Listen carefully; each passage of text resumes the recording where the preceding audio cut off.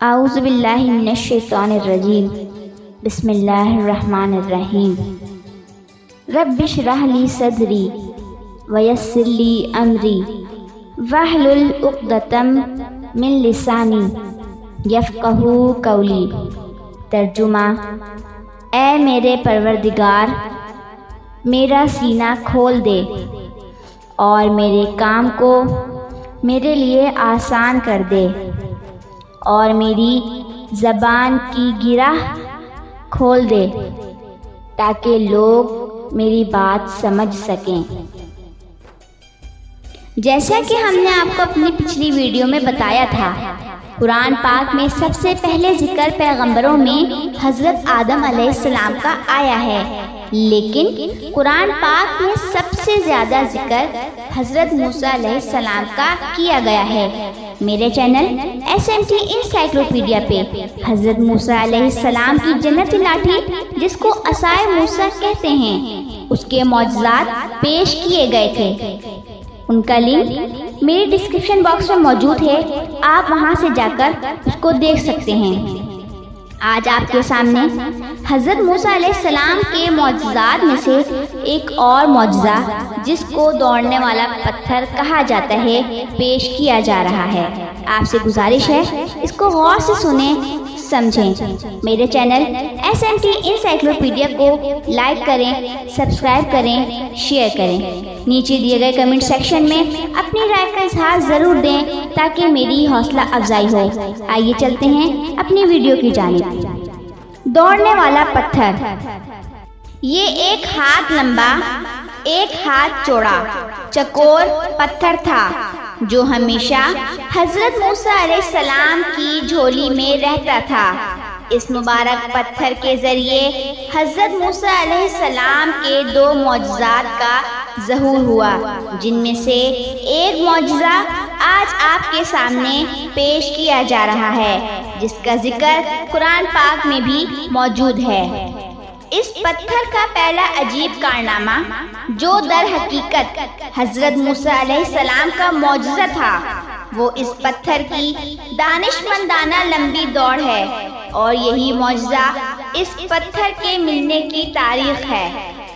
اس کا مفصل واقعہ یہ ہے کہ بنی اسرائیل کا یہ عام دستور تھا کہ وہ بالکل برہنہ بدن ہو کر مجمع عام میں غسل کیا کرتے تھے، مگر حضرت موسیٰ علیہ السلام گو کہ اسی قوم کے ایک فرد تھے اور اسی ماحول میں پلے بڑھے تھے، لیکن خداوند قدوس نے ان کو نبوت و رسالت کی عظمتوں سے سرفراز فرمایا تھا۔ اس لیے آپ کی عصمت نبوت بھلا اس حیا سوز اور بے غیرتی کو کب گوارا کر سکتی تھی۔ آپ بنی اسرائیل کی اس بے حیائی سے سخت نالاں اور انتہائی بیزار تھے، اس لیے آپ ہمیشہ یا تو تنہائی میں یا تہبند پہن کر غسل فرمایا کرتے تھے۔ بنی اسرائیل نے جب یہ دیکھا کہ آپ کبھی بھی برہنہ ہو کر غسل نہیں فرماتے، تو ظالموں نے آپ پر بہتان لگا دیا کہ آپ کے بدن کے اندرونی حصوں میں یا تو برس کا سفید داغ یا کوئی ایسا عیب ضرور ہے کہ جس کو چھپانے کے لیے یہ کبھی برہنہ نہیں ہوتے، اور ظالموں نے اس تہمت کا اس قدر اعلان اور چرچا کیا کہ ہر کوچہ و بازار میں اس کا پروپیگنڈا پھیل گیا۔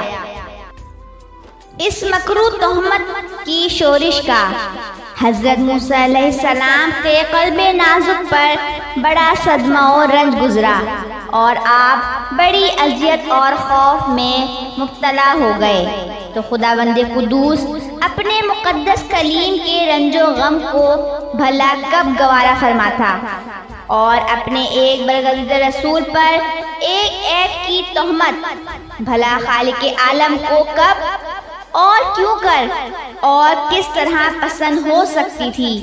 الرحمن الرحیم نے آپ کی برات اور بے عیبی ظاہر کر دینے کا ایک ایسا ذریعہ پیدا فرما دیا کہ دم زدن میں بنی اسرائیل کے پروپیگنڈوں اور ان کے شک و شبہات کے بادل چھٹ گئے، اور آپ کی برات اور بے عیبی کا سورج आफ्ताब आलमताब से ज्यादा रोशन व आशकारा हो गया।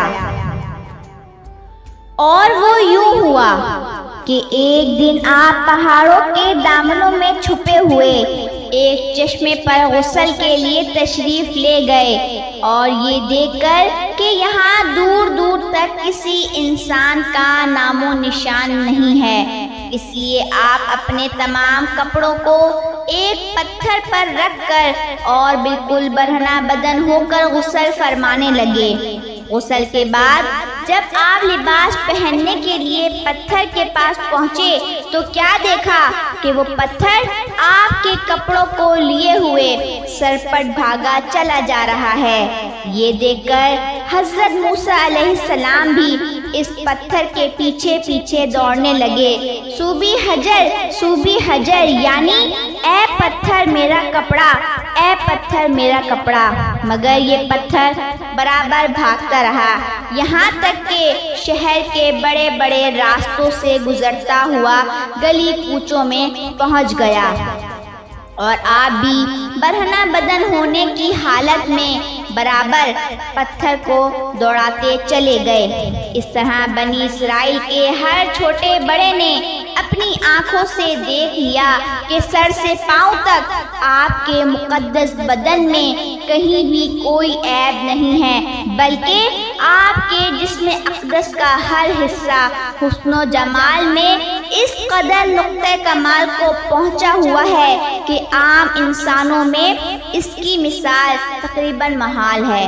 चुनाचे बनी इसराइल के हर फर्द की ज़बान पर यही जुमला था कि खुदा की कसम हजरत मूसा बिल्कुल ही बेऐब हैं। जब ये पत्थर पूरी तरह हजरत मूसा अलैहिस्सलाम की बारात का ऐलान कर चुका तो खुद ब खुद ठहर गया। आपने जल्दी से अपना लिबास पहन लिया और इस पत्थर को उठाकर अपनी झोली में रख लिया। कुरान पाक की सूरह अहज़ाब रुकू 9 में अल्लाह तबारक व तआला ने कुरान पाक में इसका जिक्र इस तरह बयान किया है। तर्जुमा: ए ईमान वालों, तुम उन लोगों की तरह मत हो जाओ जिन्होंने तोहमत लगाकर हजरत मूसा अलैहिस्सलाम को दुख दिया, तो अल्लाह तबारक व तआला ने हजरत मूसा अलैहिस्सलाम को उन लोगों की बकवास से बरी फरमाया और वो अल्लाह के नज़दीक बहुत आबरू वाले हैं। हजरत मूसा अलैहिस्सलाम के मौजज़ात में से एक और मौजज़ा आपके सामने पेश किया गया है। बहुत जल्द एक नई वीडियो के साथ हाजिर होंगे।